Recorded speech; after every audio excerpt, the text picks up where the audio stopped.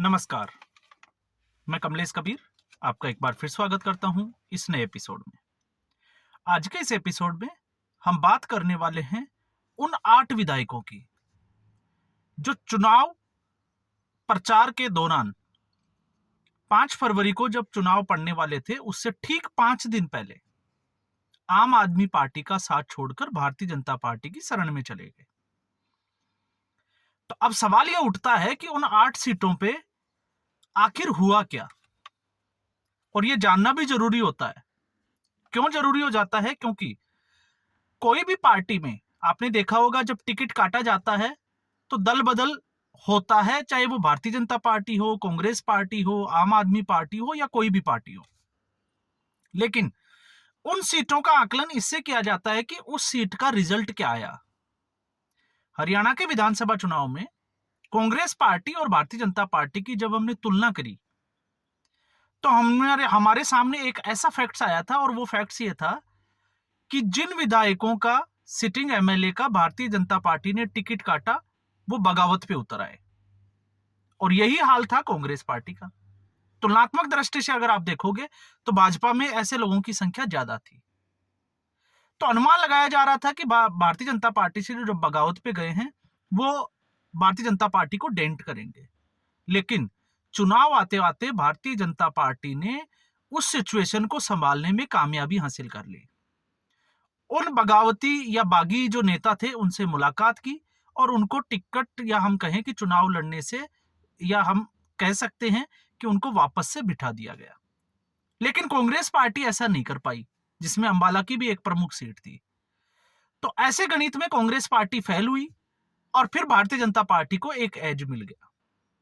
तो इसलिए हमें उन सीटों की तुलना करनी जरूरी हो जाती है, और आपको भी ये थोड़ा सा जो है वो मन में क्वेश्चन आ भी रहा होगा कि आखिर उन सीटों का हुआ क्या। और वो 8 सीटों में अगर आप बात करोगे तो आपको पता होगा जिसमें नरेश यादव के अलावा जो है वो गिरीश सोनी थे, एक जो है वो महिला विधायक भी थी। तो ऐसे करके कुल मिलाकर 8 लोग जो है वो अचानक से आम आदमी पार्टी छोड़कर भारतीय जनता पार्टी के साथ चले गए। और कारण क्या था? अरविंद केजरीवाल ने उनको टिकट इसलिए नहीं दिया क्योंकि अरविंद केजरीवाल को लग रहा था कि यहां पर एंटी इनकम्बेंसी सबसे ज्यादा है। क्योंकि कोई भी पार्टी होती है वो अपनी पार्टी की चुनावी हार जीत का गणित जरूर लगाती है। तो अब आपकी उत्सुकता बढ़ रही होगी कि इन सीटों पे क्या हुआ। तो इन सीटों की अगर हम बात करें तो सबसे पहले हम बात करेंगे महरौली सीट, जहां पर 2020 के सिटिंग एमएलए थे नरेश यादव। और नरेश यादव को पहले टिकट दे दिया गया था और फिर उनसे वापस टिकट ले भी लिया गया था। ये थोड़ी स्टोरी जो है वो बड़ी दिलचस्प है। टिकट वापस इसलिए लिया गया था क्योंकि आम आदमी पार्टी को लगा कि नरेश यादव ने कुरान की बेअदबी की है, इसलिए मुस्लिम समाज, मुस्लिम तबका इस सीट पर आम आदमी पार्टी से नाराज है, जिसका खामियाजा आम आदमी पार्टी को भुगतना पड़ सकता है। लेकिन दूसरी सच्चाई भी हम समझ लेते हैं।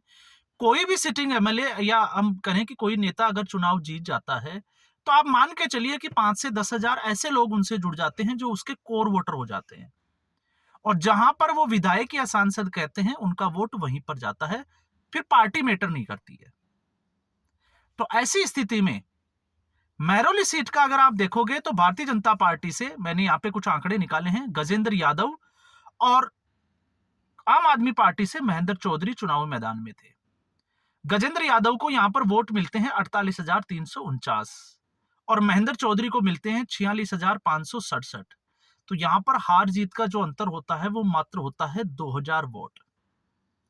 तो अरविंद केजरीवाल की ये रणनीति यहां पर काम नहीं आई, और उस अरविंद केजरीवाल को नरेश यादव का जो टिकट काटा था उस टिकट की वजह से नुकसान उठाना पड़ा। तो एक सीट, जिस महरौली सीट की हमने बात की, आम आदमी पार्टी ने एंटी इनकम्बेंसी या जो भी रणनीति बनाई, लेकिन वो उनकी रणनीति कारगर साबित नहीं हुई। फिर हम आ जाते हैं दूसरी सीट के ऊपर, जहां पर राजेश ऋषि विधायक थे 2020 में, और यह सीट थी जनकपुरी की। तो जनकपुरी का जो टिकट है वो भी इसीलिए काटा गया था एंटी इनकम्बेंसी को देखते हुए, और बीजेपी से यहां पर उम्मीदवार थे आशीष सूद, और आम आदमी पार्टी ने यहां पर टिकट दिया था प्रवीण कुमार को, और पूरी उम्मीद लगी हुई थी कि प्रवीण कुमार अपनी सीट निकाल लेंगे। तो यहां पर जब चुनाव परिणाम आया तो लगभग 68,986 लगभग 69,000 वोट जो है वो भारतीय जनता पार्टी को मिले और 50,220 वोट प्रवीण कुमार जो आम आदमी पार्टी के टिकट पर चुनाव लड़ रहे थे उनको मिले। तो सीधे सीधे आप देखोगे 19,000 मतों का यहां पर डिफरेंस रहा और 19,000 मतों से आम आदमी पार्टी हार गई।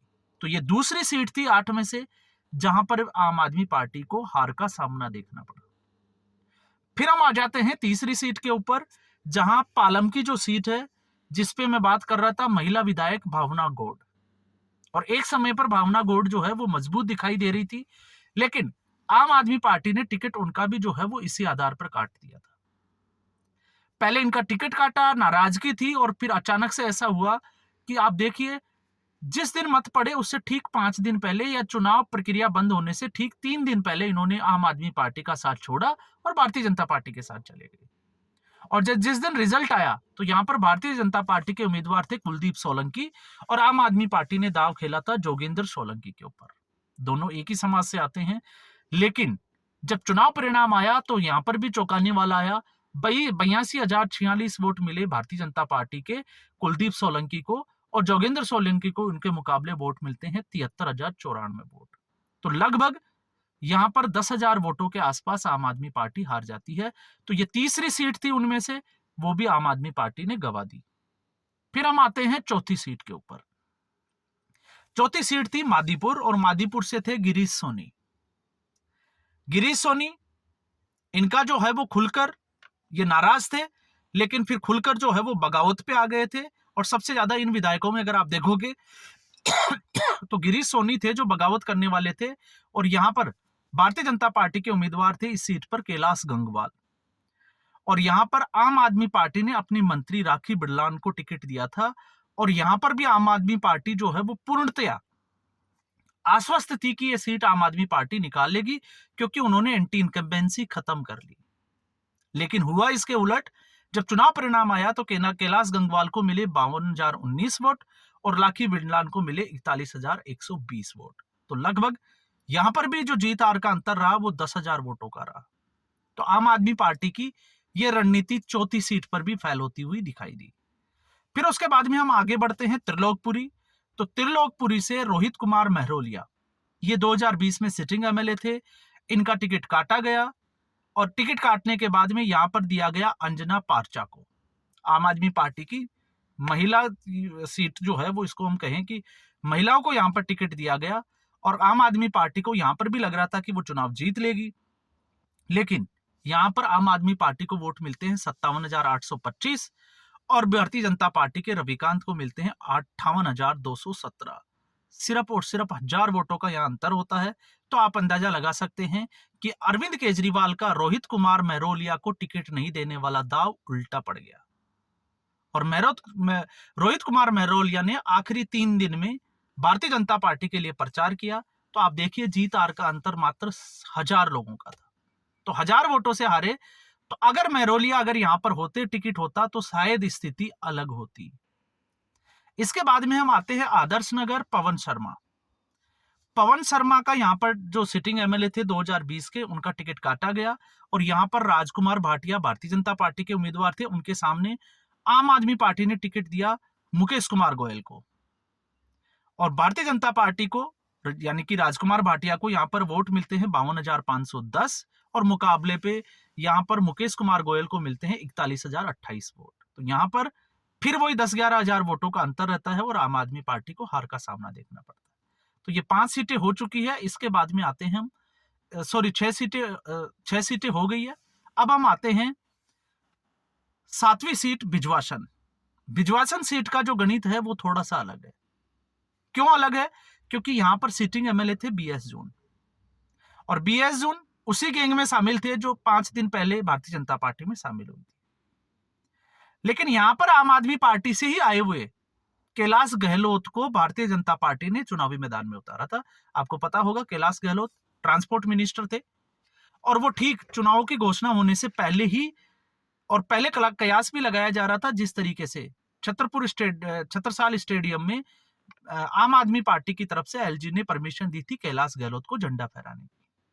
तो एलजी और इसकी नजदीकियां और भारतीय जनता पार्टी की नजदीकियों के जो है वो बीच बीच में ये खबरें आई थी और उसके बाद कैलाश गहलोत ने भारतीय जनता पार्टी का दामन थाम लिया था।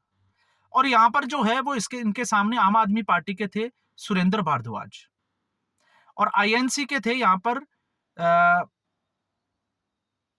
सहरावत है कोई, आई थिंक उनका नाम जो है वो देवेंद्र सहरावत। और देवेंद्र सहरावत यहां पर जो है वो 9,409 वोट लेके जाते हैं, जो कि तीसरे नंबर पे रहते हैं। दूसरे नंबर पे आम आदमी पार्टी के सीट से सुरेंद्र भारद्वाज जो 53,675, और कैलाश गहलोत 64,951। तो कैलाश गहलोत इस सीट को जीत जाते हैं। तो आईएनसी इसमें बड़ा इंपॉर्टेंट रोल होता है। लेकिन उसके बाद में इंटरेस्टिंग स्टोरी शुरू हो जाती है कस्तूरबा नगर की। और कस्तूरबा नगर में आप देखोगे तो वहां पर सिटिंग एमएलए थे मदन लाल। ये 8वीं सीट उन विधायकों की। मदन लाल का यहां पर टिकट काटा, और यहां पर भारतीय जनता पार्टी के उम्मीदवार थे नीरज बसाया। और यहां पर आईएनसी के जो उम्मीदवार थे वो दूसरे नंबर पे रहे, और रमेश पहलवान जो पहले बीजेपी में थे और बाद में आम आदमी पार्टी में चले गए। कुछ कांग्रेस के नेता और भारतीय जनता पार्टी के नेता जो आम आदमी पार्टी में गए थे उनको टिकट दे दिया गया था। उनमें से एक थे रमेश पहलवान। और यहां पर देखिए रमेश पहलवान को टिकट, वो जो वोट मिलते हैं वो मिलते हैं 18,617 पे। और यहां पर आम आदमी पार्टी दूसरे पोजीशन के बजाय तीसरे स्थान पर खिसक जाती है, और यहां पर भी जीत होती है नीरज बसाया की। और नीरज बसाया यहां पर जब जीतते हैं तो आप अंदाजा लगा के देख लीजिए कि आम आदमी पार्टी की जो ये स्ट्रेटेजी थी, जो एंटी इनकम्बेंसी को लेकर आम आदमी पार्टी ने इन लोगों का टिकट काटा था, वो स्ट्रेटेजी, वो रणनीति कामयाब नहीं हुई। उल्टा वो आम आदमी पार्टी के ऊपर भारी पड़ी। और ऐसा नहीं है कि ये किसी पार्टी में होता है, लेकिन ऐसी स्थिति में हर सीट का आकलन किया जाता है कि आम आदमी पार्टी से कहां कहां गलतियां हुई, और इन गलतियों में से ये एक थी। दूसरा, इन सीटों के आप देखोगे तो 5 से 6 सीटें ऐसी भी थी 8 में से जिनके ऊपर हार जीत के अंतर से ज्यादा कांग्रेस पार्टी के वोट शेयर था। आप देखिएगा कांग्रेस पार्टी को अच्छे खासे वोट मिले, जिसमें से लास्ट की जो सीट थी मदन लाल वाली, अगर उस सीट को अगर हम देखें तो वहां पर तो कांग्रेस पार्टी सीधे सीधे दूसरे स्थान पर थी। तो ऐसी स्थिति में एक फैक्टर, हम नाराजगी की बात नहीं करते, लेकिन दूसरा फैक्टर भी था, लेकिन उस फैक्टर को हम नजरअंदाज भी नहीं कर सकते जिस रणनीति के ऊपर आम आदमी पार्टी काम कर रही थी। और वही रणनीति आम आदमी पार्टी को डेंट करके चली गई। क्योंकि आप मान के चलिए कि अगर कोई, फिर मैं आपको वही बात दोहराऊंगा कि कोई भी विधायक और सांसद अगर 5 साल तक रहता है अपनी कॉन्स्टिट्यूएंसी में, तो 2-4 हजार से 5,000 10,000 लोगों का एक ग्रुप ऐसा होता है जो उसके साथ पे मोटे तौर से जुड़े रहते हैं, और जिस तरफ उनका लीडर जो है वो इशारा करता है उनका वोट उसी तरफ चला जाता है। और उसमें अरविंद केजरीवाल जो है वो सिचुएशन को समझने में नाकामयाब हुआ। अब वो खेल किस तरीके से चला वो भी आप समझ सकते हो कि अचानक से चुनाव के इतना नजदीक आने के बाद में इन लोगों ने इस्तीफा दिया और तुरंत जो है वो भारतीय जनता पार्टी के साथ चले गए। तो इसका मतलब खेल ये जो है वो पहले से ही चल रहा था, जब से इन लोगों का टिकट काट दिया गया था, और उसके बाद ही ये भारतीय जनता पार्टी के संपर्क में थे। अचानक से होने वाला कोई ऐसी कोई डील जो है वो यहां पर समझ में नहीं आती। क्यों? क्योंकि आपको यह भी समझना पड़ेगा, क्योंकि भारतीय जनता पार्टी ने इन 8 एमएलए को टिकट दिया ही नहीं।